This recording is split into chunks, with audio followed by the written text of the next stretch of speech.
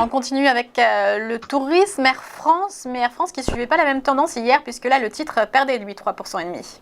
Oui, exactement.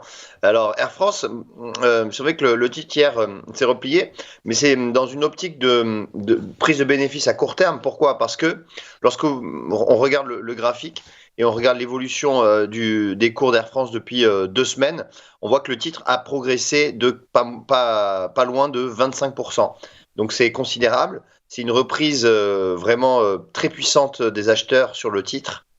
Pour quelle raison? Eh bien, un peu la même raison que sur Airbus, c'est-à-dire que eh bien, la réouverture des pays et des économies, et notamment le catalyseur, ça a été l'annonce de Joe Biden de la réouverture des frontières aux États-Unis. Ça a boosté l'ensemble des compagnies aériennes et notamment Air France. Par conséquent, c'est probablement le début d'un retour à la. Enfin, on tend vers la normale, on n'est pas encore vers un trafic aérien qui est encore du niveau de 2019. Ceci étant, on a quand même des éléments positifs pour la reprise du trafic aérien. Et donc, Air France en profite. Maintenant, quels sont les niveaux à surveiller? Eh bien, ça va être tout simplement 5 euros. Et puis, si on dépassait ce niveau, le sommet annuel qui se situe à 5,90.